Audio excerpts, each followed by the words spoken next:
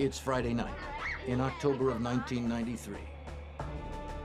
And in Northern California, 3 junior high school girls are having a slumber party. Halloween is around the corner, and the girls have been trying on different costumes in preparation for the upcoming holiday. Within seconds, their lives will change forever.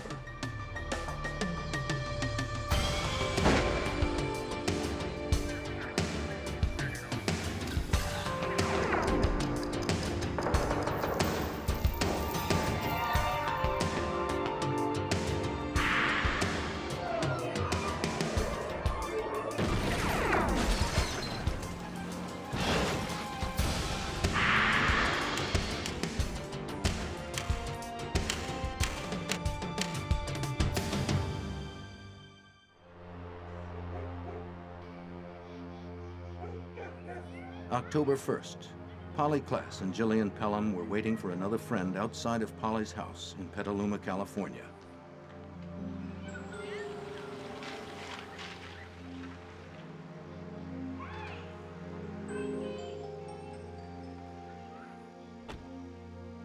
It was around 8:30 when Kate McLean and her mother showed up. The 3 girls were ready for fun. It was Friday night.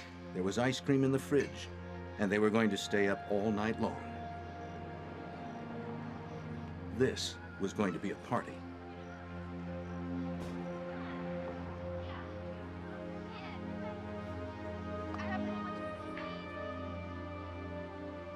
No one had any idea of the danger that lurked so close by.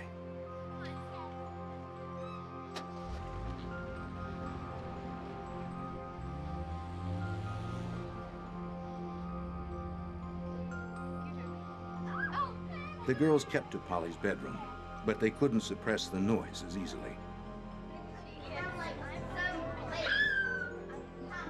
At about 9:45, Polly's mother, Eve Nickel, looked in on the girls and asked them to keep it down.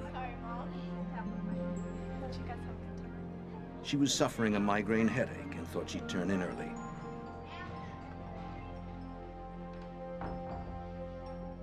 Eve's bedroom was right across the hall from the girls, and although she had chided them about the noise, she was pretty sure it would only take a few minutes for the 12-year-olds to get noisy again.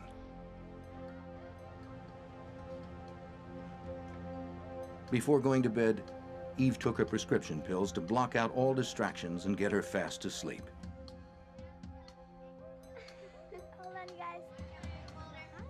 The party continued on for almost an hour before the nightmare began.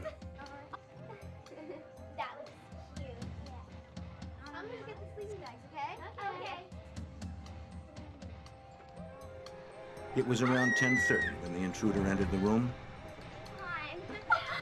At first, Kate and Jillian thought it was a joke. Then they saw the knife. He told them if they screamed, he'd slit their throats.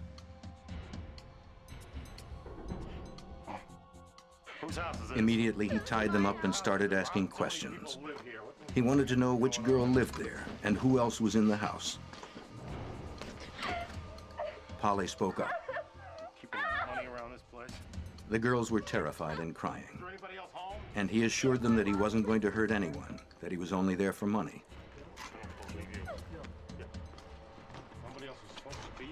But when Polly told him where some cash was hidden in a jewelry box, he made no attempt to find it. He gagged the girls and took the cases off some pillows to use as hoods.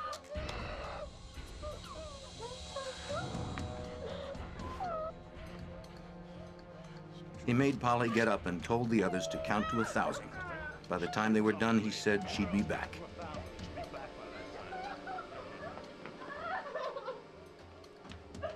Then he took Polly Klaas and disappeared into the night.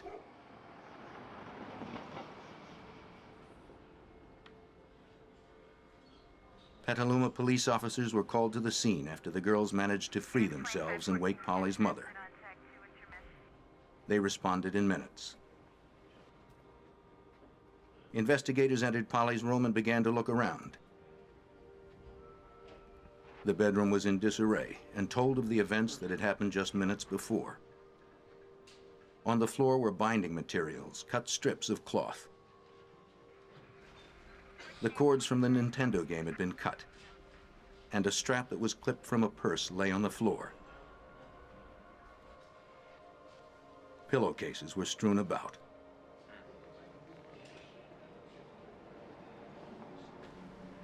I know. What Petaluma Police Detective Mike Meese saw wasn't encouraging. I remember standing at the doorway to Polly's room and looking at these few bags of evidence that we had been able to collect and thinking that that was just such a pitiful amount. And I looked down at the rug and I talked to my partner, Larry Pelton, and said, "Let's take the rug." And he said, "Why?" And I said, "I don't know why, but let's just take the rug. We just don't have enough evidence." FBI. Police were in desperate need of assistance. Fortunately, help was on the way. After being contacted by the Klaas family, the Federal Bureau of Investigation offered its expertise. How about, have you all talked to the mother? Yes. Shortly after midnight, the FBI appeared at the house of Polly Klaas.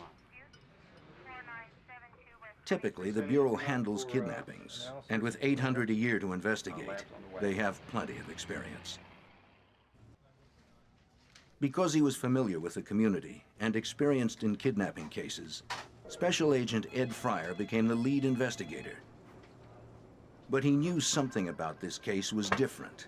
It had all the earmarks of a stranger abduction case because the statements from the two girls were consistent. Stranger abduction cases are the hardest cases to solve, in my experience, because, again, there's no connection between the perpetrator of the crime and your victim, or the victim's family, or somebody even associated to the victim. It's a random act. Surprisingly, a vast majority of kidnappings involved disgruntled family members. And though Polly's parents were separated, her father, Mark Klaas, was immediately cleared of any responsibility. Abductions involving total strangers are exceedingly rare and leave little for investigators to go on. In this case, however, there were witnesses. Was his hair long or short? A police sketch artist was called in from the San Rafael Police Department. For 2 hours, Jillian and Kate tried to recall the face of the man who had barged into the bedroom. The girls were still terribly upset, but they managed to give the artist a pretty good description. Authorities now had their first idea of what the stranger looked like. His nose and mouth. After 4 a.m., the girls were taken to the police station, and the FBI called in one of its special forces, the Evidence Response Team. Tony Maxwell leads the crew. In looking at cases across the United States, we have found that when somebody is kidnapped, especially a young child, that they will generally be harmed within the first 24 hours. And probably within the first couple of days could even be killed. So time is of the essence. In that kind of work, the investigator needs to move quickly. The Evidence Response Team is designed to provide forensic resources at a major crime scene.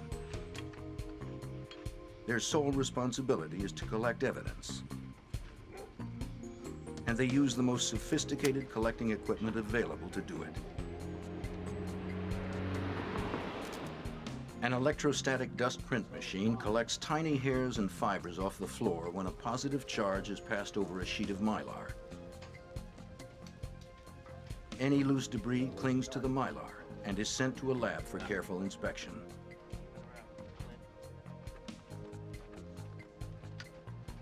Although the police department had already dusted for fingerprints, they had come up with nothing particularly promising.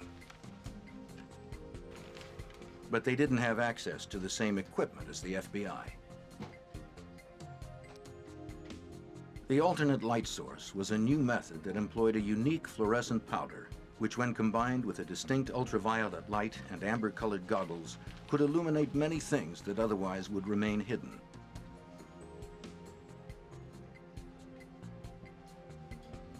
The team found 4 dozen fingerprints the police were unable to see using conventional equipment. But even those were of no use. They were attributed to family and friends. After hours of meticulous searching, something finally turned up. We're still working on it. Do you have anything? Yeah, I have some ridge detail on the bedpost here. It looks like it's pretty good ridge detail. A palm print that at the outset seemed like the first real piece of forensic evidence left behind at the scene. That palm print was found on the bed, on a crossbar of a bed, where he apparently put his hand up for just a second to lean on it, perhaps to support himself as he was grabbing something. And with the alternate light source and the fluorescent fingerprint work that we did, we were able to see it, collect it, and then gather that for the laboratory. At that time, the FBI's fingerprint database, AFIS, didn't contain palm prints, only fingerprints. But even a palm print won't catch a suspect. It will only identify one once he's captured. FBI Special Agent Mark Mershon explains. People often think that when you have a fingerprint or a palm print that you quickly establish the identity of a criminal. The truth of the matter is, in most instances, you have to identify a suspect, have fingerprints for that suspect in order to compare with a latent fingerprint.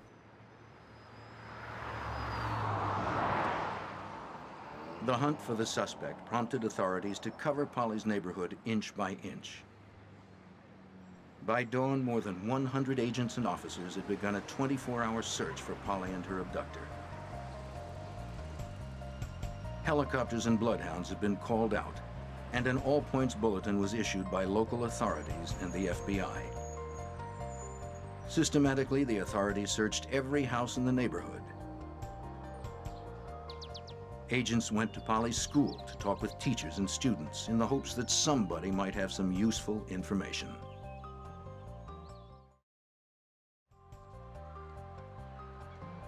Investigators canvassed the neighborhood in pairs, asking if anyone had seen anything suspicious that night. One by one, they interviewed all of Polly's neighbors. Several people recalled seeing a stranger around the neighborhood that fit the description given by the girls. Thomas Georges and his friends were on their way to the video store at around 9 o'clock that night when he noticed a stranger standing in the shadows in front of Polly's house. Thomas knew everyone in his neighborhood, but he had never seen this man before. Returning home a few minutes later, the boys saw that the stranger was still there. The description Thomas gave to the authorities matched the suspect they were looking for.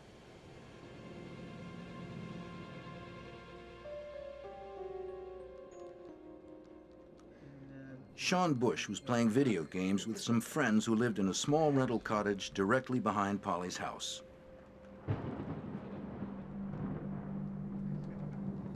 It was about 10:30 when Sean happened to glance out the window.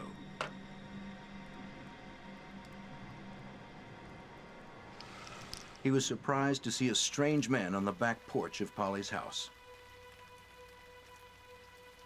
He appeared to be going for the back door. His description of the man also fit that of the suspect. There were others who saw the suspicious man that night, but unfortunately none of them alerted the authorities. As Petaluma Police Chief Patrick Parks explains, time was working against them. In stranger abduction cases of small children, there is no more critical factor than time. Time is absolutely of the essence, and for that reason, you have to get out as many resources as you can. You have to put out the word as far as wide as you can. You have to involve as many agencies as you can, get them focused, get their efforts channeled, and hopefully, bring about a successful resolution. While officers continued to comb the neighborhood, FBI investigators began executing the standard operating procedure in cases like these. After eliminating family and friends as suspects, they focused on ex-cons who were registered as sexual offenders throughout Sonoma County. Gradually, they branched out to surrounding counties, carefully questioning and investigating each registrant. But nothing turned up. This is a hard case to believe that it even happened. There's 3 girls, they're in a slumber party. They're playing games in their bedroom, in their home, in a typical community, in a typical city. And somebody can walk into your home, the sanctity of the home, the security of your home, and take your daughter is if it wasn't impossible, was inconceivable. The following day, the search for Polly Klaas had escalated into the largest manhunt in the nation.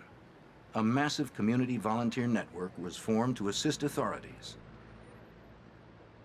While hundreds of citizens searched, others passed out flyers, trying to cover the entire city as quickly as possible.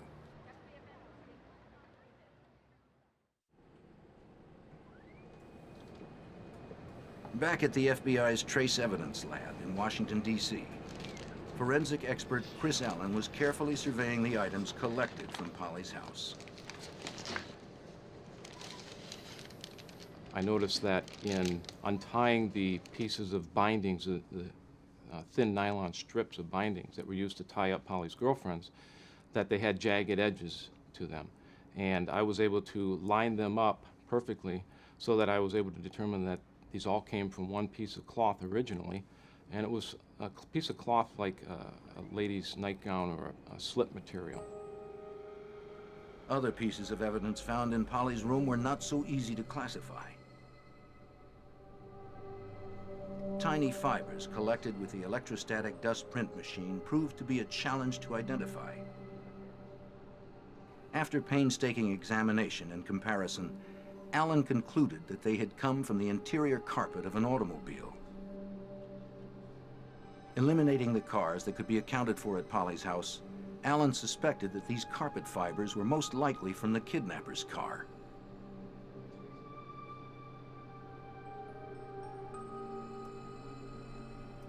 One more item Allen found was a little more personal to the suspect. I found in the vacuuming of the area rug that was in Polly's bedroom that she was playing on with her girlfriends, a dark brown, forcibly removed head hair. And I say forcibly removed because it had a 3 or 4 millimeter root sheath on it, actually skin material that comes out of the scalp when the hair is forcibly pulled or yanked out. If Polly had pulled a hair out of the suspect's head, it was evident that she didn't go without a struggle. But even a hair with DNA evidence couldn't bring investigators any closer to finding a suspect.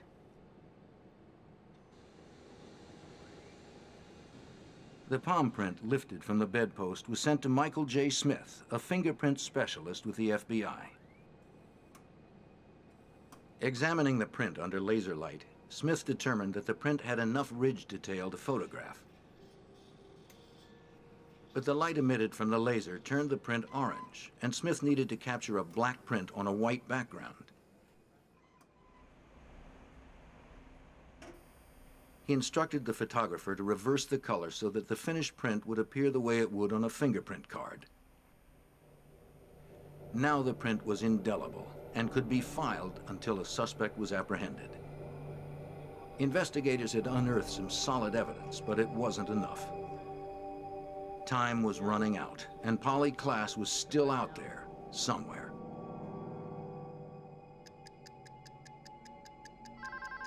"48 hours after the abduction of Polly Klaas, her father, Mark, got a call. Polly? It sounded like Polly. Okay, honey. She told her father that she was in a hotel room somewhere, and that her abductor had stepped out for a moment. Tell me where you are. Polly! Then the Polly! line went dead. It offered the first glimmer of hope. But unfortunately, since Mark's line wasn't set up for a trace, Detective Fryer, all please. authorities could do was wait for another call.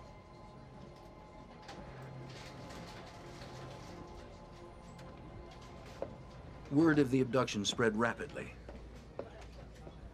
In 2 days, 50,000 flyers had been distributed. Community volunteers quickly organized a search command center to work in tandem with the police and FBI. It was an unprecedented grassroots effort. A telephone bank was manned 24 hours a day to field calls and tips. A copy of every lead that was phoned in was shared with the FBI and Petaluma police. Before long, the search center had screened 60,000 calls. Out of those, authorities were compelled to follow up on over 12,000 leads. Processing that amount of data would have been virtually impossible without help from an FBI computer processor. The FBI just happened to have the Rapid Start team. It was a relatively new concept with the FBI, where on an investigation with a high volume of information, we would computerize that information, essentially triage the value of the investigative leads and make the assignments and track the progress.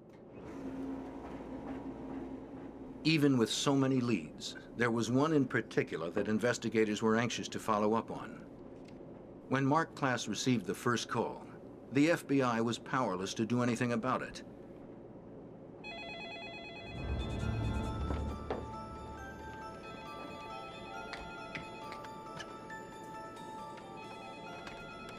The second time she called, they were ready. Hello. Like the previous call, it sounded like Polly, how are you, and honey? she could only talk for a short time before she had to hang up. Where are you? But it was long enough Are for you authorities to make a trace. Polly. Got it.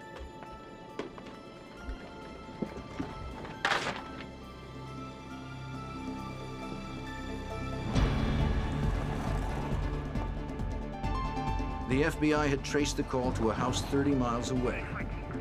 There hadn't been enough time to collect an army of agents. The job would have to be handled by a few.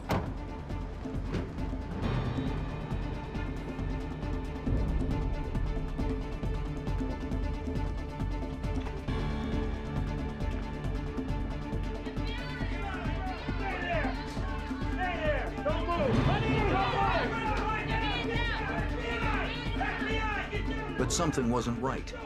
This was just a normal family home. There was no sign of Polly or her abductor. What's going on?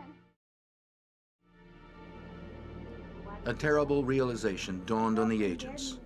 When they sat down with one of the girls in the house, she confessed to making the calls. She admitted that friends from school had dared her to call and impersonate Polly. The entire incident had been a cruel joke. This was the only indication we had after a week's time that Polly just might be alive still, and we all were poised and hopeful that this would yield a solution and her safe recovery. Of course, it didn't. In mid-October, Kate and Jillian were brought in to give another description of the man who tied them up. A highly acclaimed forensic artist was flown in to make a second sketch. It was pretty well cut. Yeah. The artist was known for relaxing witnesses enough to coax an accurate description from them. The girls were less stressed than they had been that night, and were able to give her more to work with. No, they were The second sketch was much more precise. This sketch looked like a person. New flyers were distributed immediately. There was no time to waste. But if you look back at true stranger abductions, we have this rule of thirds. The children who are abducted, typically 1/3 are recovered alive, 1/3 are recovered dead, and 1/3 are simply never heard from ever again. That's what we faced in this particular investigation, and that, I think, was one of our motivations to keep the sustained effort up. After a reward had been offered for Polly's return, authorities received a call demanding a $10,000 ransom. They traced the call to a Petaluma apartment building. This time a SWAT team showed up in force. They were not going to take any chances. FBI! FBI! Come on! Down! Down! Down! Down! Sit down! Down! Down! Down! Down! Down! Freeze! Cover! Once again, authorities and the family had been fooled. Put your hands behind your back. Don't move. Do not move. Going on. Don't move.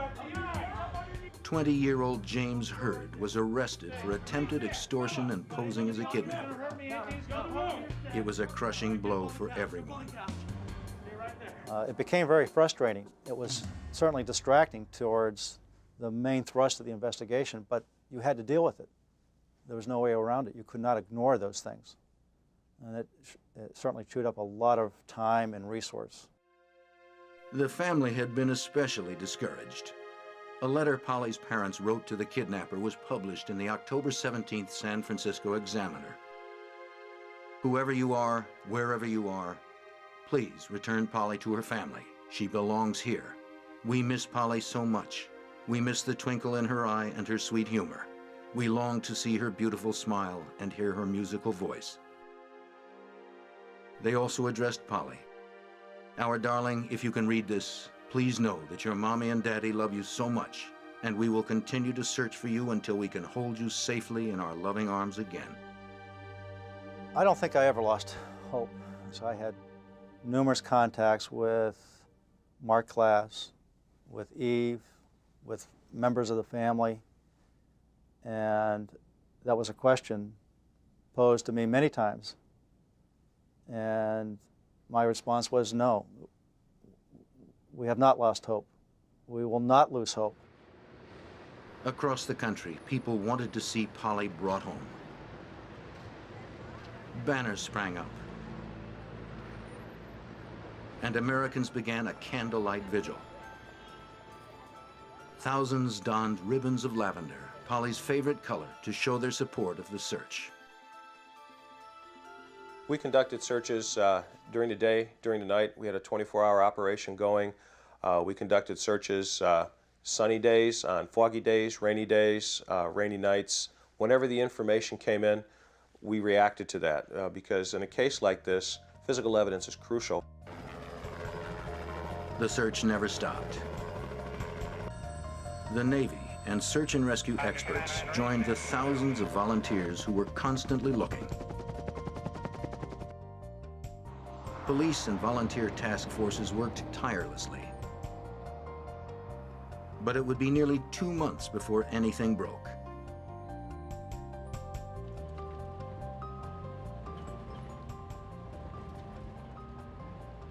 November 28th, 1993. It was 2 months after Polly Klaas was kidnapped that authorities got their first real lead. Thanks for coming, okay? I've got some items I want to show you out in the clearing. In Sonoma County, a sheriff's deputy was called out to the house of Dana Jaffe. It sat at the end of a long, winding drive off Pythian Road.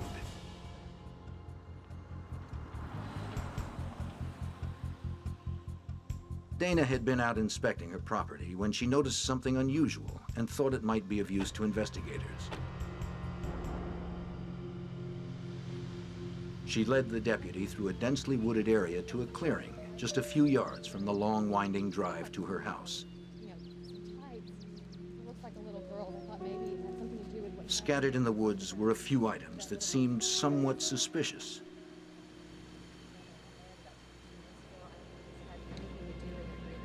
There was a large piece of silk cloth that had been fashioned into what appeared to be a hood.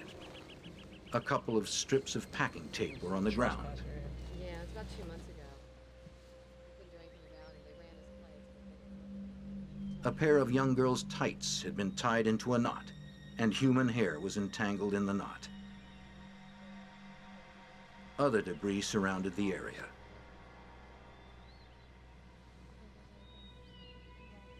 Then Dana recalled the night she'd caught a trespasser on her property not far from where they stood. It was nearly 2 months before. It all started when Dana's babysitter, Shannon Lynch, had left Dana's house and was making her way back down the long driveway. A man was walking down the middle of the private drive. His stranded Pinto was off to the side. Get out of the car and help me. He said that he was stuck and insisted that she get out of her car and help. He also wanted to know what was up the drive. But Shannon immediately sensed something wasn't right. She'd later describe him as looking like a wild man. She drove on, leaving him there, determined to get to a phone.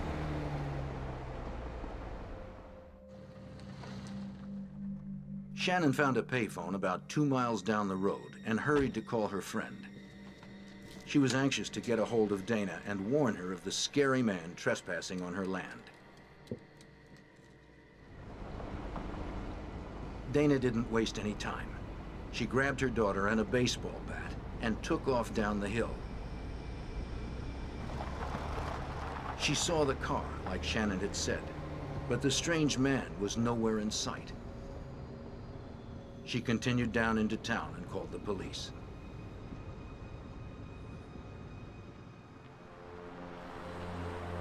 A few minutes after midnight, 2 Sonoma County Sheriff's deputies showed up. Dana explained that she didn't really want the intruder arrested for trespassing. She just wanted him off her property. Yeah, just fine. The deputies found the trespasser, a little agitated. There was alcohol on his breath, and he was sweating profusely. There were bits of leaves and brush in his hair, as if he'd been rolling around on the ground. He told them that he'd been out sightseeing when he realized that he was on private property. When he tried to turn around, he got his car stuck on the side of the drive. He blurted out that he'd been under the car trying to free it, but the deputies didn't believe it. The way his car was trapped, there wasn't enough room for a person to get underneath. The deputies administered some roadside sobriety tests, but he passed them all. Looking in his car, they found some cans of beer in a plastic bag and a small duffel bag in the back seat. When they asked him if he'd been drinking, he actually opened a beer and began to drink it.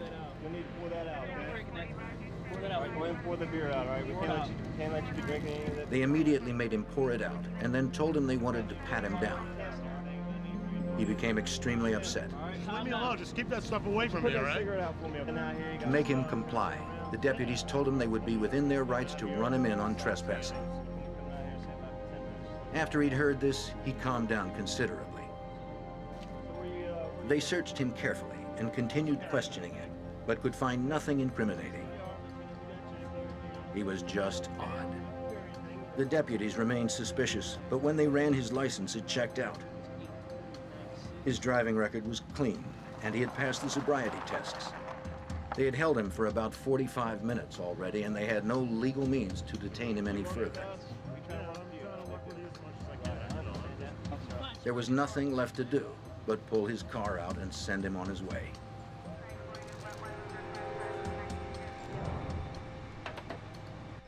Well, those look like tights, and they look like... That had been 2 months ago, the same night that Polly Klaas had been abducted. A hood, bindings, a young girl's pair of tights. It was too much of a coincidence. Putting it all together, the deputy quickly put a call in to the Petaluma Police Department. Within an hour, Detective Mike Meese and Agent Ed Fryer arrived to check it out.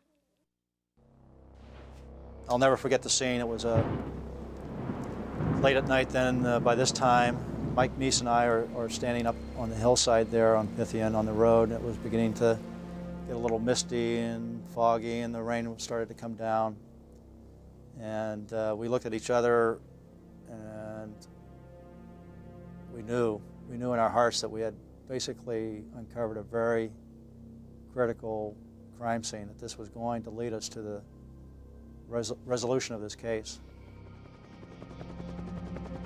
After the evidence was collected, investigators immediately began searching the Pythian Road site for any signs of Polly. We spent days searching the mountain with over 300 volunteers. I believe we had 25 to 30 search dogs, and we conducted extensive ground searches for Polly, believing that she was still alive. which was the premise that we were working on. As the search commenced, everything began to snowball. Authorities checked with the Sonoma County Police to get the full report of the incident that happened on Dana Jaffe's property. The man deputies had questioned was Richard Allen Davis. Accessing his criminal record revealed he had recently been paroled from an 8-year sentence for kidnapping. What we learned about Davis initially was 1976 he had been arrested for robbery and kidnapping and assault with intent to commit rape. We learned in 1978 he had been arrested for another kidnapping, as well as a couple of counts of assault with a deadly weapon.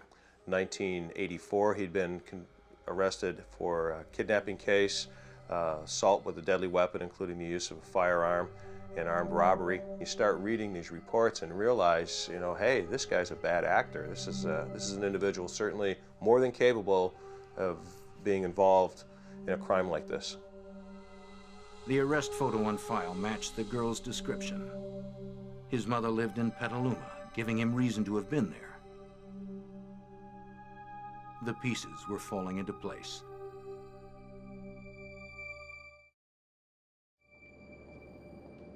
The items discovered near Pythian Road were immediately flown to forensic specialist Chris Allen in Washington.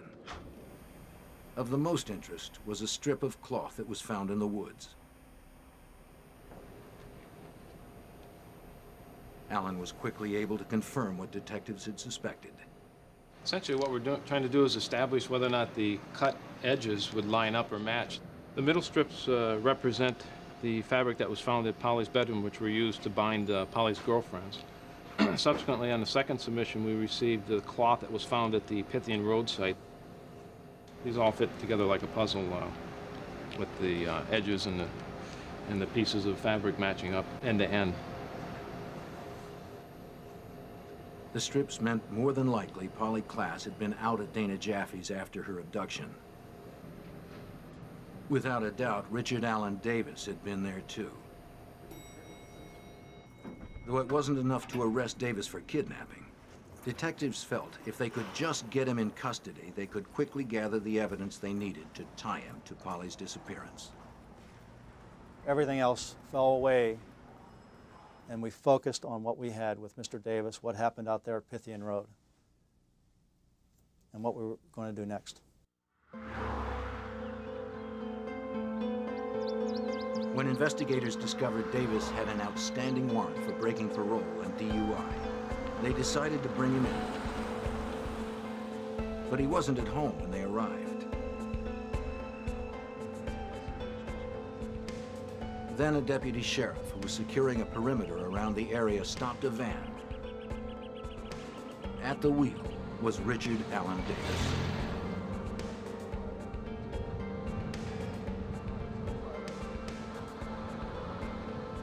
When the deputy realized who he had, he calmly called it in to the investigators back at the house.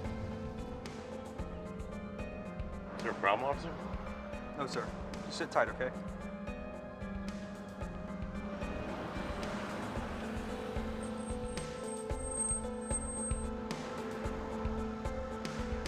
Authorities reported to the scene, and Detective Meese approached the van and asked Davis to step out.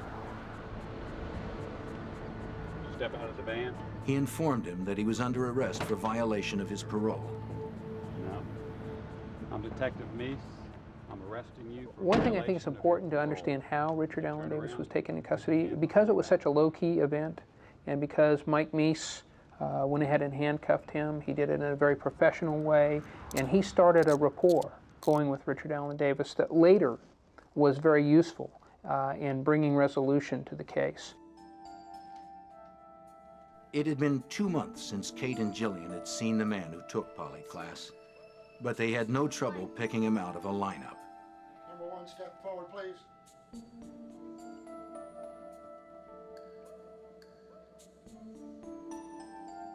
Even without the beard, his was a face they could never forget. Number one, step back, please. Though he'd been arrested for parole violation, Davis was questioned about the kidnapping. He vehemently denied any involvement, but authorities let Davis know that if he wanted to talk, the door was open. So I took Davis into the hallway and I told him, I said, hey, look, what you need to know is we've got all the physical evidence it takes to make this case. And all you're looking at is a kidnapping right now. So if you want to talk about it, you got to let me know. And he made a non-committal response, didn't want to talk. And I remember patting my pockets looking for a business card, didn't have a business card with me. And I said, you know, I'm going to leave my name and number with those guys, meaning the correctional deputies. And if you ever want to talk about it, you know, give me a call. Back at the FBI latent fingerprint lab, Mike Smith was comparing the palm print found in Polly's bedroom with one that had been taken from Davis since his arrest. This was a crucial piece of evidence. Matching the two prints would undoubtedly link Davis to the abduction. After careful examination, the results were called in to Agent Fryer. I just got a call from FBI laboratory. They matched Davis's palm print to a palm print taken off of Polly's bedroom, or her bedpost. It was again one of those moments where there's butterflies in my stomach. Again, realized that this was really very powerful evidence. So I hung up the phone, and again there was a lot of noise and commotion in the command post. I stood up and I asked everybody, "Can I have your attention, please? Can I have quiet for a moment?" I said, we just got confirmation from our laboratory that we've matched this palm print taken from the bedroom to Davis. We can place him in the bedroom. And there was just a huge cheer from everybody. Papers were flying. It was just great news to everybody. This is it. It's concrete. He was in her bedroom. We can prove it. We had him nailed down.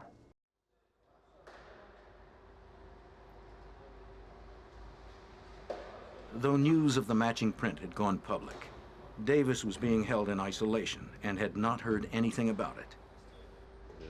Then one day, a friend of his showed up for a visit. He urged Davis to talk to authorities and tell them where Polly was. But Davis continued to deny responsibility. Then his friend gave him the news the rest of the nation had already heard. It came as a complete surprise. Davis realized it was going to be impossible to explain how his palm print got in Polly's bedroom.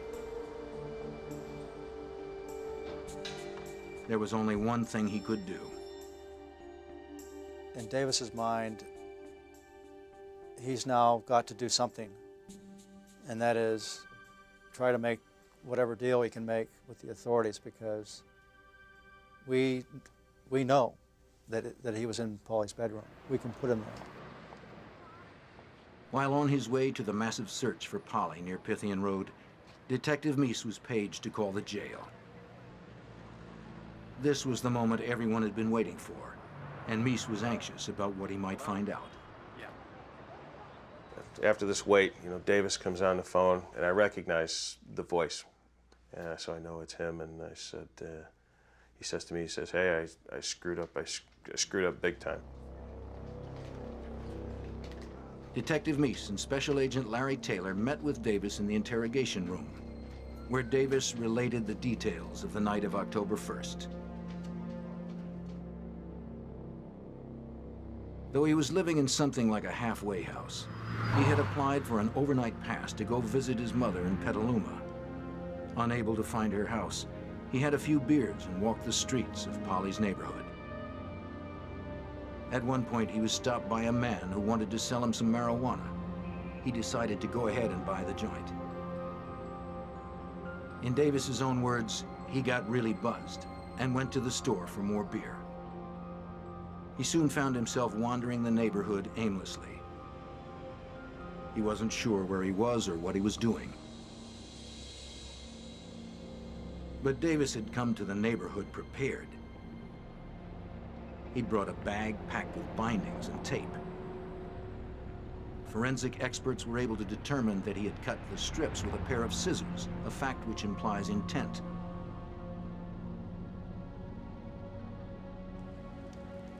Then Davis said he randomly picked a house on the street and crawled into an open window. He remembered hearing TV voices and said he may have picked up a knife from the kitchen. He said he didn't remember anything after that. He claimed the next thing he knew, he was driving in his car and was surprised to find a young girl sitting next to him. She was complaining that her hands were tingling. According to Davis, he adjusted the straps for her and drove around wondering what he had done and what he should do next.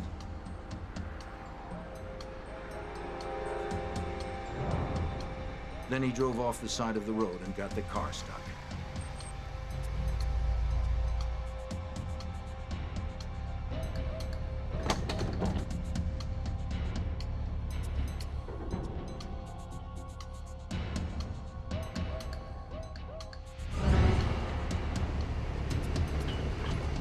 Once he realized he was stuck for good, he says he got Polly out of the car and carried her up a steep embankment about 30 yards away.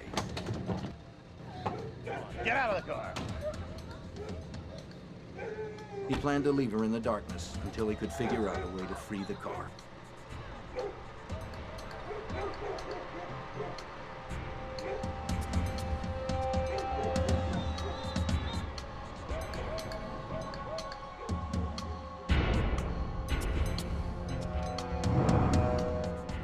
The rest of Davis's story about what happened at Pythian Road matched the witnesses' accounts. At the time of the incident, the bulletin about Polly's abduction was just going out over police radios. But the deputies were tuned to a different frequency and would not have heard it even if they had been in their cars.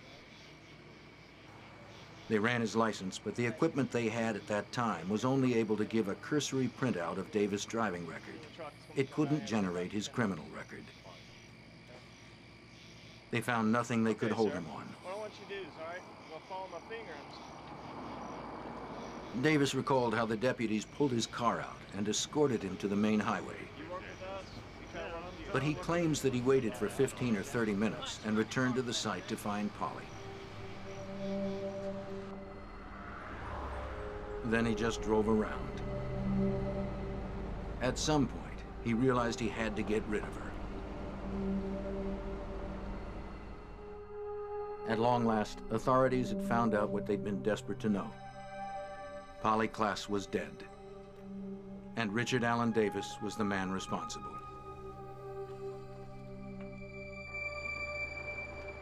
Davis agreed to take them to the site in a deserted area of Cloverdale where he had left the body. It was night, but inspectors felt the need to confirm Davis's story couldn't wait until daybreak.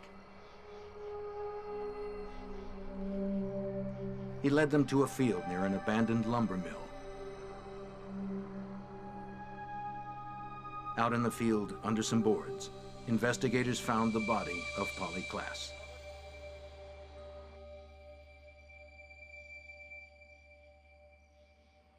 It was an odd feeling. You're in the presence of somebody like Davis, and just a few yards away is what's left of a very beautiful, innocent 12-year-old. The Polly Klaas case was special because people cared.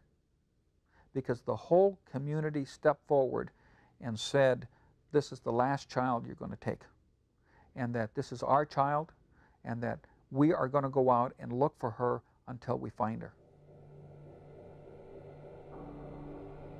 The case wouldn't come to trial until 1996. But after 10 weeks in the courtroom, a jury found Davis guilty on 10 counts, including kidnapping, robbery, burglary, murder, and attempting to commit a lewd act on a child. The latter charge Davis continued to deny during the entire trial. Investigators strongly believed that despite Davis's testimony, Polly was already dead at the time deputies helped him with his car. He was sentenced to death and continues to sit on death row at San Quentin Prison.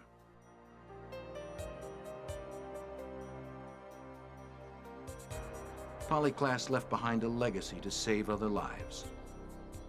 The way missing persons cases are handled has changed forever since the investigation.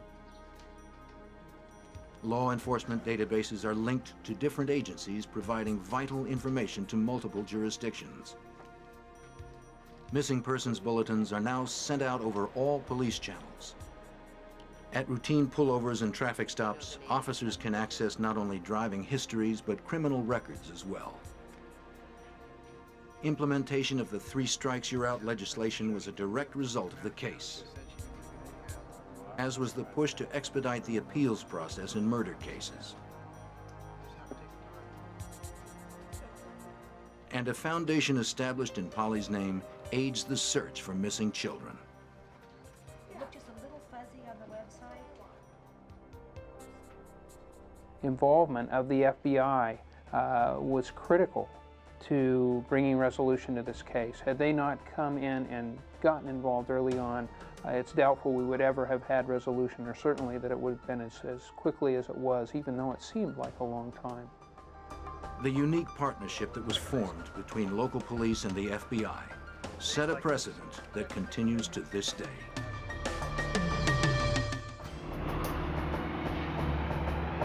The nation's long web of interstates provided the perfect hunting ground for a depraved predator. He preyed on hitchhikers wandering the roads. He held them captive, then tortured and raped them.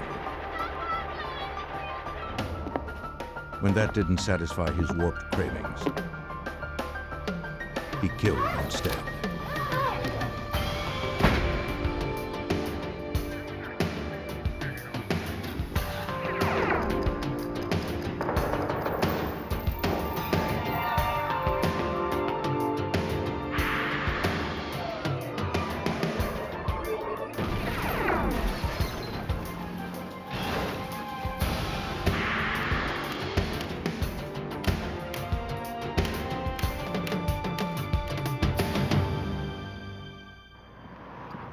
Across the nation, a serial rapist targeted unsuspecting women.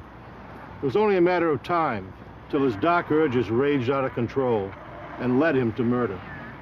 He followed a path so random it was impossible to trace, and all that tied him to his crimes were his access to the highways and a bizarre sexual fetish.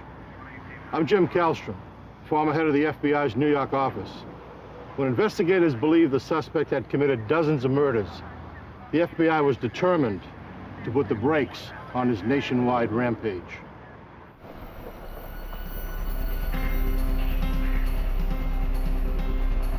February 5th, 1990. On a road in Houston, Texas, 18-year-old Nicole Tuttle desperately tried to flag down passing motorists. Someone finally stopped for the bruised and bleeding woman. Oh my God. There's a guy trying to kill me. There's a guy trying to kill me. The driver took her to the closest phone to call police. Please help. At the Houston police station, Nicole told officers that she'd been kidnapped and assaulted, but she'd managed to escape. Her ordeal began in California 1 week earlier.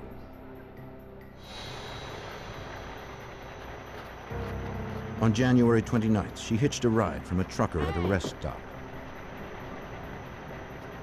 He said his name was Dusty and that he was headed east through Arizona. After a few hours on the road, she fell asleep in the back compartment of his truck. It seemed that was exactly what he was waiting for.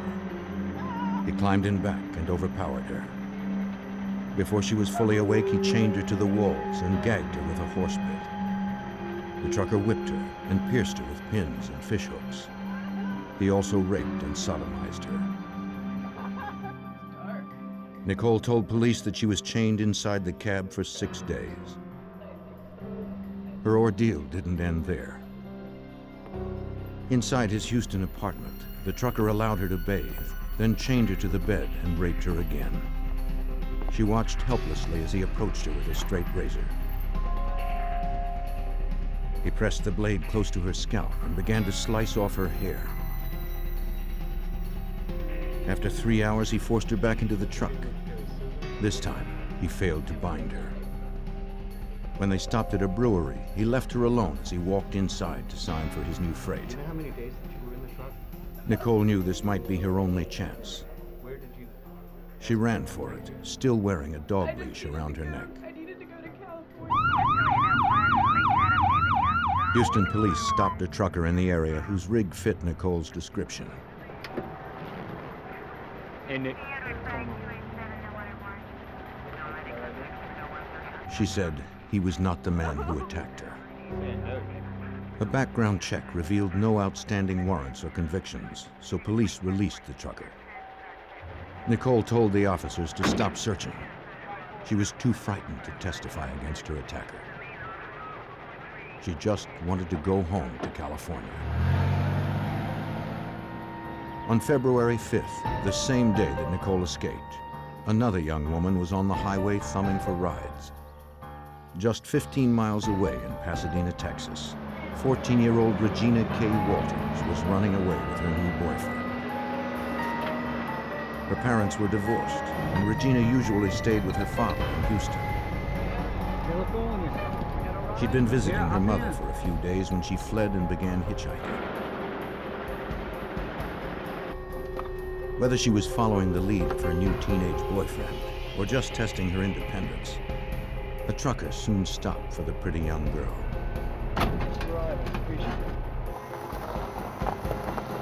Regina's mother, Carolyn Walters, was a single mom who worked long hours as a department store clerk.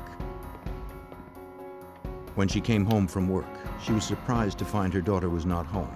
Regina? Her daughter did not answer. Regina? Carolyn found no notes and saw no other signs that her daughter had been back to the house. She checked the answering machine, but Regina had left no messages. Carolyn called her daughter's friends and Regina's father in Houston. Hello, Chris. No one had heard from the girl. Is Regina there? The distraught mother reported her daughter as a missing person to Pasadena, Texas police.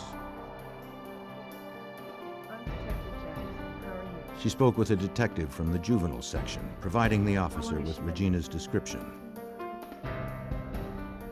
Her 14-year-old daughter was about 5 feet tall, weighed 95 pounds, and had long, curly brown hair. The detective asked Carolyn what steps she had taken so far to find her. Carolyn had posted missing persons flyers, but no one had yet responded. The worried mother hadn't heard from her daughter since they argued 2 nights before. At 9:30 that night, Regina told her mother she was going to visit a friend.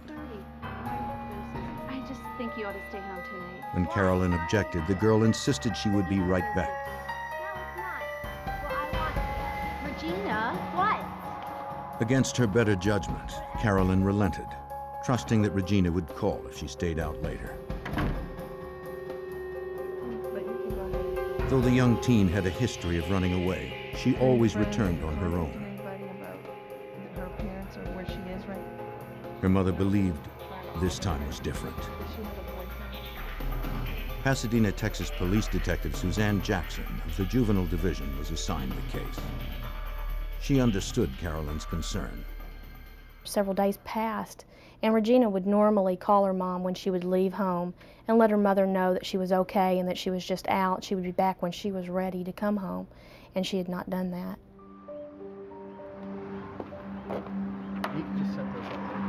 Carolyn posted more flyers at the convenience store close to her house. She held out hope that her daughter was unharmed. Maybe she was simply staying with a friend. Along with Regina's photo and description, Carolyn offered a reward for information on her daughter's whereabouts.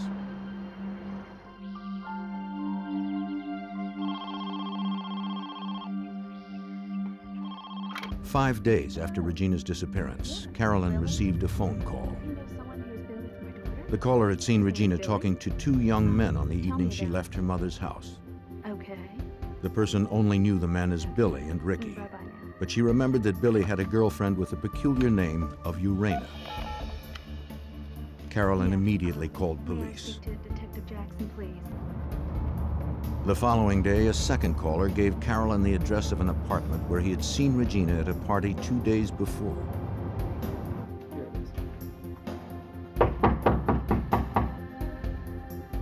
When police arrived, no one answered. Okay. The manager told them the apartment was rented to a man named Billy Wayne Gibbs. The next morning, the detective told her colleagues about the case. She mentioned she was looking for Gibbs in connection with Regina's disappearance. She was also looking for two others, a woman named Urena and a man named Ricky. She didn't know their last names. To her surprise, the officers did. Billy Wayne Gibbs had a girlfriend named Urena Sweet and a friend named Ricky Lee Jones. The three were wanted in connection with an auto theft. Units were dispatched to Gibbs' apartment to wait for his return. Officers patrolled the nearby road. After several hours of surveillance, they picked up 17-year-old Gibbs and his girlfriend Urena near his apartment. Police handcuffed the young couple and brought them to the station for questioning.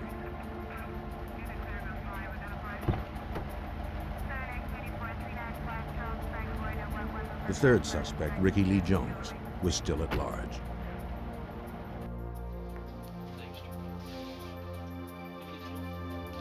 The arresting officer asked Gibbs if he had seen Regina or Ricky Lee Jones.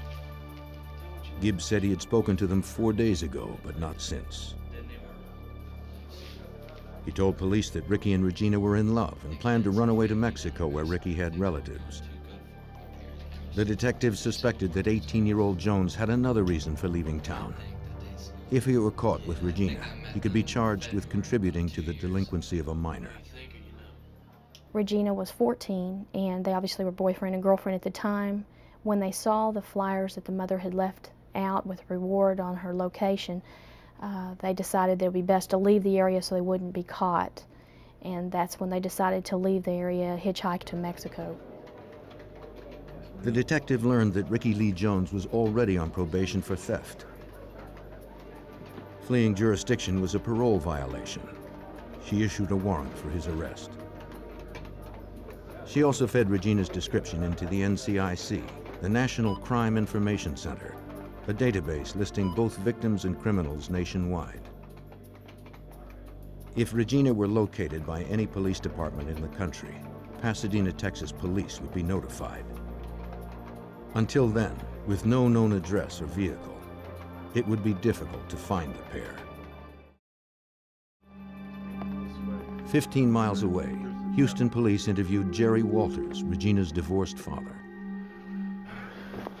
He told them he had received a disturbing call on his unlisted home number on the evening of March 17th. The conversation was brief, and Walters did not recognize the caller's voice.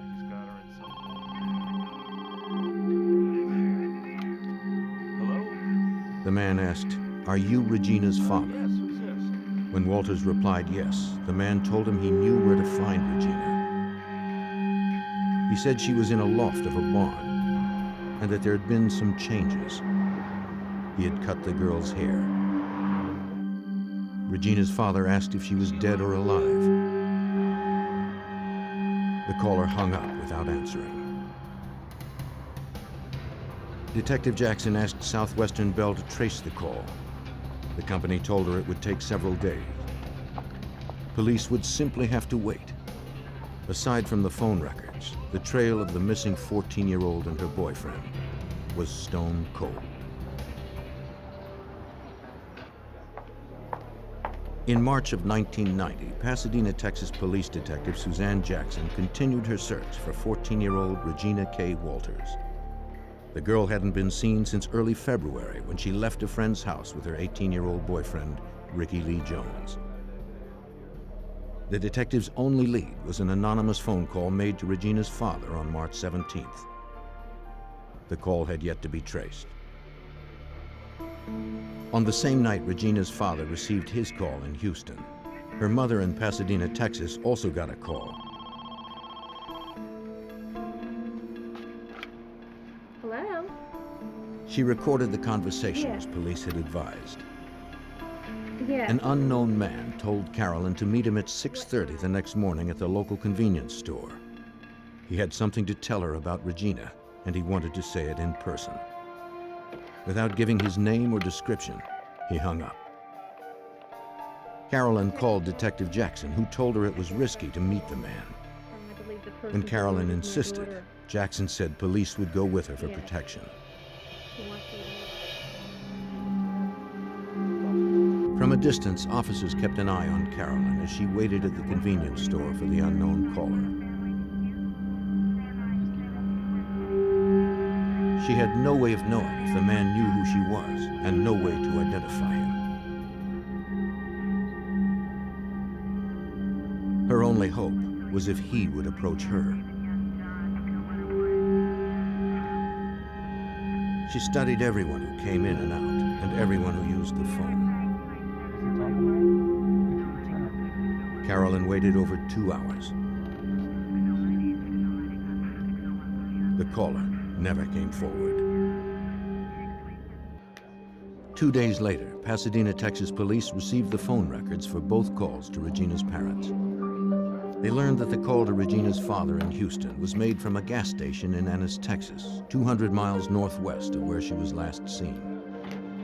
The call to her mother's home in Pasadena, Texas, was made from a payphone only a few blocks away.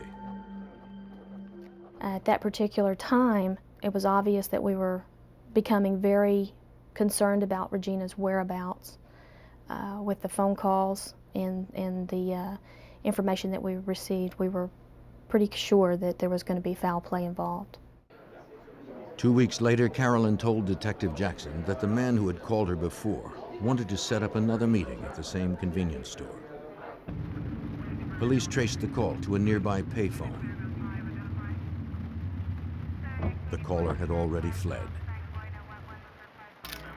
On April 23rd, police found a partial skeleton of a small female near a riverbank in Pasadena, Texas. They determined the young girl's age and weight was close to Regina's. Detective Suzanne Jackson brought Regina's dental records to the medical examiner. I went to the ME's office with my information. We did a comparison on some dental x-rays and found that this particular person was not Regina. Months went by with no leads. Regina's parents feared the worst. On October 12th, 2 boys were playing near a dirt road in Manville, Texas, 26 miles south of Houston. Close to the road, they came across a woodpile. They found something they'd never forget. Human remains. They ran home to tell their parents, who called police. Officers arrived and secured the area. They could not identify the body at the site. It was too badly decomposed, and there was no wallet or identification nearby. All police could guess was that the victim was a child or young adult. They hoped an autopsy would tell them more. The Pasadena, Texas detective traveled to the Harris County Medical Examiner's office, bringing Regina's dental records. So you almost have a match right The ME compared those records to x-rays taken of the corpse. But then you get everything you can tell. They did not match. It was a little disappointing, although we were very relieved that it was not Regina. Her parents at this particular point were concerned that we were going to be recovering a body and we were not going to be locating Regina alive, and they were ready for some type of closure at this point. As the search continued in Texas through the fall of 1990, a farmer prepared to burn down his old barn in Bond County, Illinois. He hadn't been inside in years. The farmer climbed up into the hayloft to make one last check of the place. He looked through the abandoned building, but found only items long since discarded. Nothing seemed especially unusual or out of place. Then, something caught his eye. He looked closer at the strewn hay and saw a skeleton that appeared to be human. The farmer immediately called police.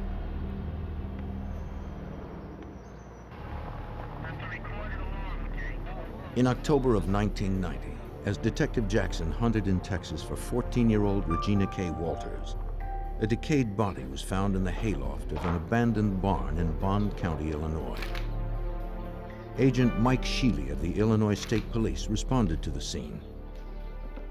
I had received a call from the local sheriff's office in Bond County, Illinois, and they had instructed me that they had found a body in a rural setting near the interstate, Interstate 70, which is a major interstate that travels through Bond County.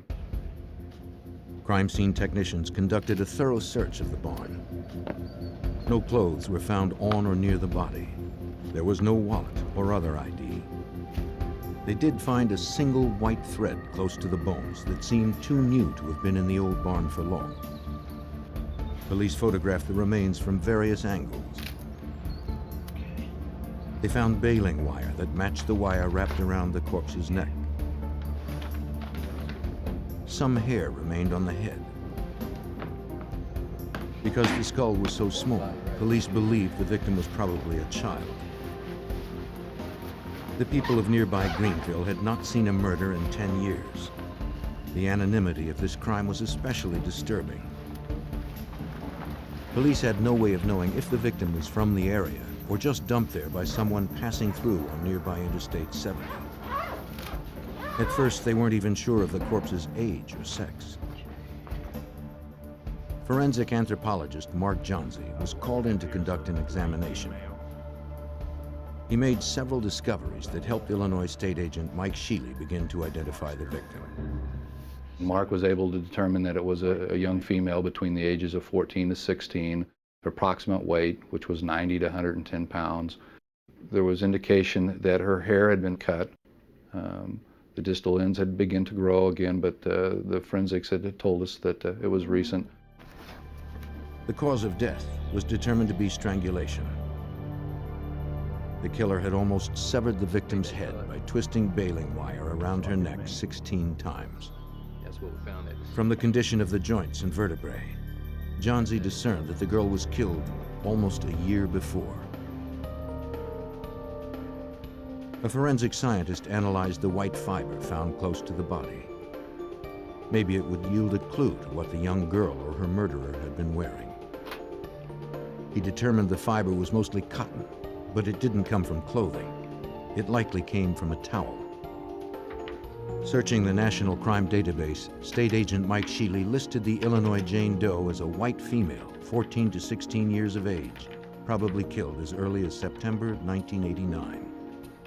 We were alarmed to find that there was 950 matches with the age group and the category and the time frame, which made the task very difficult to begin the identification process. He narrowed the field to about 100 by specifying the victim's time of death closer to the spring of 1990. The investigator then sent teletypes to law enforcement agencies working those cases. The detective investigating the disappearance of Regina Walters in Pasadena, Texas, received the teletype on October 16th. She believed the body's description fit Regina's and phoned the Bond County Sheriff's Office in Illinois. The receptionist told her they had gotten so many responses that the sheriff would have to call her back. Before she hung up, the detective remembered the mysterious phone call Regina's father had received. The caller had said the girl was in a barn. When I asked her if the body was found in a barn, she immediately transferred me to the sheriff, in which I started talking to him right away. And it was immediately discovered that it was possibly Regina, and so we immediately jumped on that and started sending the teletypes back and forth. The detective asked another question based on the March 17th phone call to Regina's father. Did the girl in the barn have shorn hair? The Illinois authorities confirmed that she did. The girl found in Illinois matched the caller's description of Regina. We sent a copy of dental x-rays to Greenville, Illinois, to the sheriff's office, and those dental x-rays were matched with the body that was discovered there, and it was confirmed to be Regina's body. One question remained. Where was Regina's boyfriend, Ricky Lee Jones? Detectives called on the FBI for help. Special Agent Mark Young, a behavioral expert in the Houston field office, was assigned as case agent. And I tried to go in and contact every person that had any involvement with Ricky or Regina. I wanted to see if there was anything that they mentioned that would have proven valuable to locating Ricky. At his former high school, Pasadena, Texas detectives also continued to pursue Ricky Lee Jones. That's right, you did. When you called, just a second, please. A guidance counselor said that Jones had not been enrolled in school for the past year. She had little other information about him, though she did provide his last known address. It was the home of Jones's family. His sister Tammy was the only one there. She said that no one in the family had seen Ricky for over a year. A year? You haven't seen him in a year? They had written him off as a bad kid, believing he'd end up in prison. The detective asked if they had relatives in Mexico. Tammy said her mother had some in Matamoros, just south of the Texas border. Have you seen her? Jackson showed her a photo of Regina, but Tammy didn't recognize her. Okay, that's the last time. Has he left? Ricky was already listed as wanted because he had violated his probation. So we felt like maybe he was afraid to come home if he did know anything about Regina's disappearance and her death. We were in fear that he may not want to call and tell us what had happened or may be involved himself. As Special Agent Mark Young pored over the details of the case, he developed a profile of Regina's killer. The agent determined that 18-year-old Ricky Lee Jones probably did not commit the crime. If Ricky Lee Jones had murdered Regina, he would have done it in a fit of anger, and that would have been reflected in the crime scene, and you didn't see that. It was a very controlled, purposeful crime scene. You got the impression that this is an older person, a white male, a traveler, truck driver, traveling salesman, somebody that had a reason to be across the country.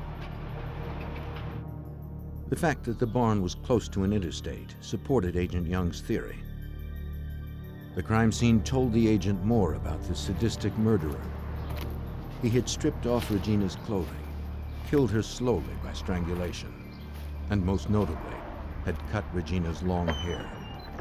Whoever did this crime was doing things beyond what was necessary to perpetrate the crime. Maybe a sexual predator or sexual sadist, a person that had other offenses also. Investigators were alerted to another crime in the town of Marshall, Texas, 200 miles north of Houston. Partial skeletal remains of a young man were found, washed up on a creek bank. The skull had been perforated on the left side by a small caliber firearm. Though there was little evidence to positively identify the body, the victim's age and location led police to conclude it was probably Ricky Lee Jones. I came to the conclusion that there were no other leads to cover in this case. For all intents and purposes, the case was closed in our division. We had nowhere else to go. To investigators, it looked like the man who had killed Regina K. Walters and her boyfriend had gotten away with murder. As the hunt for a sadistic killer ground to a halt in Pasadena, Texas, 1,000 miles west in Arizona, authorities encountered a problem on their own highways. An Arizona highway patrolman was at the end of his shift when he came across a tractor-trailer parked on the side of an interstate on-ramp. The rig had to be moved. It was a hazard to passing motorists. He noticed the lights were on and the engine was still running. What's going on in there? Get back, buddy, get back, get back! As he approached the driver's door, Officer Michael Miller recalled that a man suddenly burst out of the cab and immediately spread his arms against the truck. And I asked him, I said, "What's going on?" And he said, "Nothing, officer, we're doing just fine." He said, "There's no problem. I've got a gun in my back pocket." And he motioned to his back pocket and then put his hands up on the side of his truck. This was kind of an unusual situation. And I could still hear the woman screaming on the inside of the truck. Miller cuffed Robert Ben Rhodes and escorted the trucker back to his car to question him further. He said it was just fine. They were there together in a, I guess you would call it, consenting situation. And, but I didn't know if the screams coming from the woman were the fact that she was startled, she was surprised, but I was going to find out what the situation was. With Rhodes's hands cuffed behind his back, Miller seatbelted him into the patrol car. The officer returned to the truck to check on the frantic woman. He found her handcuffed to the walls by her wrists and ankles. You all right, ma'am? You all right? The patrolman assured her she was no longer in danger. I told her, ma'am, you're going to need to remain here until I can get some help out here, because this is a criminal or a crime scene, and some detectives are going to have to look at this. I said, just remain calm. This man is not going to be back to bother you again. Just remain calm.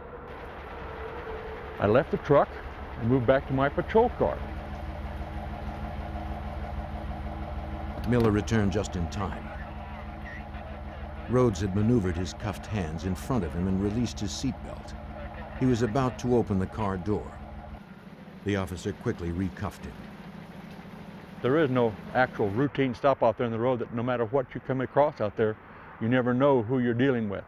And it kind of sent a chill up my spine to know that if this man, as cool as he was, could have probably killed me and the girl at the same time and still been on the road. Police from the town of Casa Grande arrived on the scene. They freed the woman and transported her and Rhodes to the police station for further questioning. Inside the truck, they found a gruesome array of torture tools. Chains that attached to rings welded to the back of the sleeper compartment, fishhooks, bloody towels, a horse bit, and a briefcase filled with the implements of a sexual sadist. They also found a camera in the briefcase, along with several hairs that did not belong to the woman found in the truck. Casa Grande Police Detective Rick Barnhart led the investigation. Robert Rhodes had what I refer to as a rape kit in his truck. He had all kinds of paraphernalia.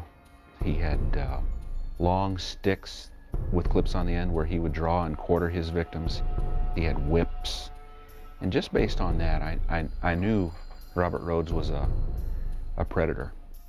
Just north of Phoenix at the truck stop. The woman found chained in Rhodes's truck was 27-year-old Kathleen Vine. I've never had any problems before. She told the detective she had been picked up about an hour earlier from the Rip Griffin's truck stop north of Phoenix. He was trying to rape. When she dozed off in the sleeper compartment, the trucker climbed back, assaulted her, and chained her to the walls. The man told her his name was Whips and Chains, and that he'd been doing this for 15 years. Police photographed her injuries, wrist burns from the handcuffs, and welts from the beatings.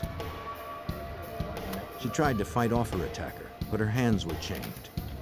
All she could do to defend herself was to bite him. She managed to injure his left shoulder enough to distract him from raping her. Kathleen agreed to press assault and kidnapping charges, but Detective Barnhart believed she might be problematic for the prosecution. My interview with Kathleen was really sort of bizarre. She would talk about this reality, this terrible assault that she endured, and then periodically she would revert back to a story about her traveling across the country to see the president. She told me she wanted to give the president a microchip, and she talked about the underground prison where no one escapes from. And all this time my heart was sinking because I needed Kathleen to tell a very lucid story about the horrible incident that happened to her. The detective asked trucker Robert Ben Rhodes for his version of events. Rhodes said Kathleen was crazy and described her as a lot lizard, the trucker's term for a woman who trades sex for rides. He claimed that she solicited him and that she liked it rough, though they never actually had sex. He refused to provide any details about what happened in the truck's sleeper compartment. He talked around the subject, never admitting to any crime. Can you please remove your... Police photographed Rhodes's wound. It looked like a bite mark on his left shoulder, just as Kathleen had described. Rhodes claimed he sustained the injury while loading his truck, but Detective Barnhart believed Kathleen's story. She told me she tried to bite his throat, but he moved and she bit him on the left upper shoulder. And we've got a photo of her bite mark, and her story completely corroborated, what happened in that sleeper cab. Local prosecutors arrested Robert Ben Rhodes and held him for aggravated assault, sexual assault, and unlawful imprisonment. But their only witness, Kathleen Vine, suffered from paranoid delusions. To keep him behind bars, they needed additional witnesses. Kathleen's claim that Rhodes had been kidnapping women for 15 years haunted Detective Barnhart. He entered Rhodes's name into the NCIC in case other agencies had reported similar crimes. As the detective pursued the case, it made headlines across the Southwest. A Houston police officer was among those who read about it. The trucker detained in Arizona sounded like the same man who was stopped outside of Houston earlier in the year. Police suspected Rhodes had held a woman captive in his truck for 6 days, raping and torturing her until she finally escaped. They were unable to press charges since the woman failed to identify him. Houston Police Sergeant Bomar described the case to Detective Barnhart. I was contacted by Sergeant Bomar. His was the case where the young lady escaped. I was fairly positive that Robert Rhodes was at least a serial rapist. I had suspicions that he might be a murderer. Since Rhodes had crossed state lines since his last crime, Detective Barnhart contacted the FBI to request assistance. He hoped that with the FBI's support, he could gather enough evidence of the trucker's serial sex crimes to build a case that would stick. Special Agent Bob Lee of the Houston FBI field office knew the place to start was in Rhodes's Houston apartment. He spoke to Rhodes's landlord. She had checked the apartment after the trucker's arrest and was horrified to find bloodied torture devices. Based on her statement, Agent Lee secured a warrant to search the premises. We know that serial rapists often keep souvenirs from their victims, whether it be a piece of clothing or a piece of jewelry or whatever. When we went in, we found bondage paraphernalia, we found chains, we found handcuffs, we found a rack that someone could be tied to. We found a lot of women's jewelry. Agents and Houston police also found bloody white towels, women's clothing, and stacks of photographs. The snapshots depicted some women with shorn hair in various states of undress, bound and bruised. Investigators believe that Rhodes shot the photos as souvenirs of his crimes to relive his victims' terror. Though agents now had evidence that Rhodes was likely a serial rapist, they were unable to identify any of his victims from the photos. With no additional witnesses, the case in Arizona was still weak. Prosecutors' only witness, Kathleen Vine, was questionable. The trial would be a contest of he said, she said, and a mentally disturbed woman might leave jurors unconvinced. By December 1990, the best Arizona prosecutors could do was to offer Rhodes a deal. 6 years, including time served and work release eligibility, if he pled guilty to the charges against Vine. His attorney accepted. In about a year, Rhodes could be out on parole, stalking new prey.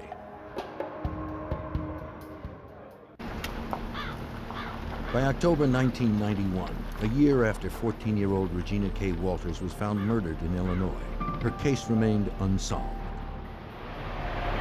Special Agent Mark Young, an FBI profiler, predicted the murderer was probably a trucker or traveling salesman with prior sexual offenses. His signature behavior was to hack off his victim's hair. Agent Young spoke to area law enforcement agencies hoping they had open cases that might match the profile. One day, Bob Lee, who's was an agent in the FBI on the Violent Crime Squad, overheard me talking on the phone to a police officer, and he said, "Hey, I had a case I had worked a few months back where a truck driver kidnapped a young girl, and her head hair was cut just like you're saying." The victim's name was Nicole Tuttle. She had also been raped repeatedly and had escaped the day Regina Walters and Ricky Lee Jones were last seen alive, on Monday, February 5th, 1990. That same day, Houston police had stopped a trucker named Robert Ben Rhodes, who fit Nicole's description of her attacker. At the time, she told the officers it was the wrong man. Special Agent Bob Lee from the FBI's Houston field office recalled that Nicole later changed her story in the hospital where she was treated for her wounds. Later that night, she told the detectives that Robert Ben Rhodes was in fact the individual that had kidnapped her. When asked if she wanted to press charges, she told the police officer that all she wanted to do was go home. Lee also told Agent Young that Nicole was not the trucker's only victim. Rhodes was serving time in an Arizona prison for the assault of Kathleen Vine and was eligible for work release in just 3 months. The agent then described the search of the trucker's residence. And he said, we found some photographs in his apartment, some of his own pictures, with somebody else with short hair, who it seems like she was at a barn. The chilling photos portrayed a young girl at different locations, wearing a variety of seductive outfits. At the barn, she was in a black dress, shielding herself from Rhodes's camera. When I saw those photos, I said, this is Regina Walters.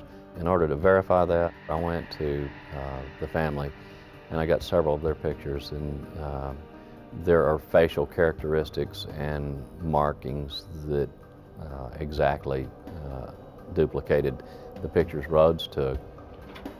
The FBI began to build a kidnapping and murder case against Robert Ben Rhodes. They revisited the evidence from the search of Rhodes's apartment and found more photos of Regina. They also found several articles of women's clothing, including a black dress, which lab examiners confirmed was the dress Regina had worn in the photos. Illinois State Agent Mike Shealy was notified. He forwarded the evidence found in the Greenville barn to the FBI lab in Houston. Lab examiners discovered that the cotton fiber recovered in Illinois was consistent with the bloody towels found in Rhodes's Houston apartment, but the results were inconclusive since that type of towel was so common. Detective Jackson from Pasadena, Texas, met with agents Shealy, Young, and Lee at the Houston FBI field office to discuss what they needed for a solid indictment against Rhodes, not only for Regina's murder, but for crimes against his other nameless victims. With Rhodes nearing his release date, Illinois State Agent Mike Shealy knew they were racing against the clock. He was eligible for parole, and that he was actually eligible to work outside the prison almost on a release system. And so we were under pressure to have the indictments and to get him arrested on our charges. You have a seat here. Agents interviewed Rhodes's former Houston employer, Mike Eggleton. The trucking firm owner was not surprised to see him. Eggleton had been questioned by authorities about Rhodes before. A few years back, local police suspected the trucker of assaulting a woman in the back of his rig, but no formal charges were ever filed. The truck Rhodes had driven had been sold, but Eggleton provided its vehicle identification number, as well as Rhodes's trucking logs and fuel receipts. While agents waited for a trace to come back on the truck's ID number, the team began to assemble a timeline of the trucker's travels. Agents found fuel receipts from a gas station in Ennis, Texas, dated March 17, 1990, the same place and date as the call made to Regina's father, Jerry Walters. Oklahoma City. Several of the local calls to Regina's mother, Carolyn, also coincided with Rhodes's time in Houston. One question about the calls remained. The killer could easily have gotten Carolyn's number from missing persons flyers posted around town. But how had he gotten Jerry Walters' unlisted home number? Agent Young found the answer in evidence stored in Arizona. It was in that evidence that we located Regina Walters' little spiral notebook. And the front cover was all of her personal information, her mother's address and phone number and her father's. When Young flipped the notebook over, he found something even more disturbing. A message that he believed was written by Rhodes himself. A knife and gun were drawn above a phrase that appeared to have blood dripping off its letters. The phrase read, "Ricky's a dead man." Only a DNA test would confirm if the partial remains of the young man found in southeast Texas was Ricky Lee Jones. Unfortunately, investigators lacked a known source of Jones's DNA to perform a comparison. And everywhere else. Since Rhodes claimed to have been abducting and torturing his victims for the past 15 years, the team submitted their timeline to VICAP, the Violent Criminal Apprehension Program, an FBI database that lists thousands of solved and unsolved crimes nationwide. Despite the limited information and gaps in the timeline, Detective Jackson was not surprised when the system returned over 50 possible matches with open homicide and missing persons cases. His trips from Houston to Baltimore to LA and back in a matter of 4 to 5 days at a time could just give you an idea of how many people he has access to and remote locations that he could abuse these people and dispose of them. A week later, agents tracked down Rhodes's truck in Houston. 2 years had passed since Rhodes had driven the rig. The cab had since been steam cleaned, repainted, and used by other drivers. But evidence of his crimes somehow survived. Investigators recovered a single strand of head hair that was consistent with Regina's. Miraculously, they also found a small fingerprint on the vinyl upholstery in the sleeper compartment that matched her prints. That proved she had been in the truck, but it did not prove when or whether she'd been there against her will. By January of 1992, almost 2 years after Regina had disappeared, investigators determined the evidence was not decisive enough to prove interstate kidnapping. They dropped the federal case. With Rhodes's parole hearing just a week away, investigators convinced the Bond County prosecutor to press charges in Illinois for capital murder. They knew the evidence was circumstantial, but they pressed on. I feared that he could escape, and I also believe that due to the overcrowding in the prison systems and those sort of things, that he could be released. On February 6th, investigators traveled to the Arizona State Prison in Florence to serve the warrant to Rhodes. Their plan was to confront Rhodes with photos of Regina, hoping to prompt a confession. An incriminating statement would bolster their case. The suspected serial killer was unfazed, even smug. We spent approximately an hour with him, but Rhodes was unwilling to speak with us and denied any involvement in the death, and was very firm in his denials. And at that point, we knew that we were going to have to prove our case. Agents believed Rhodes knew they were fishing for a confession because their evidence was weak. They suspected this arrogant man was betting he could beat the charges. Maybe he believed that they didn't care enough about his victims to earn a conviction. A lot of serial offenders, whether they're killers or other sexual predators, will pick victims that they consider the forgotten people.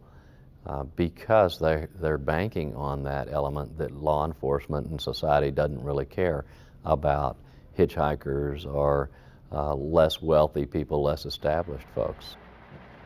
He preyed on that type of person in the hopes that he wouldn't get the attention that did happen. Almost 2 years after the death of Regina K. Walters and the kidnapping and sexual assault of at least 2 other women, Robert Ben Rhodes was extradited from Arizona to stand trial in Illinois. He and his attorney managed to delay the trial date for 6 months. On September 11th, the overconfident trucker lost his nerve. In a Bond County, Illinois courthouse, his attorney pled down the capital murder charge that carried a possible death sentence. He accepted an offer of first-degree murder with a penalty of life. Rhodes was sentenced to life in prison without the possibility of parole. Even as he serves his time in the maximum security prison in Chester, Illinois, investigators have not abandoned the case.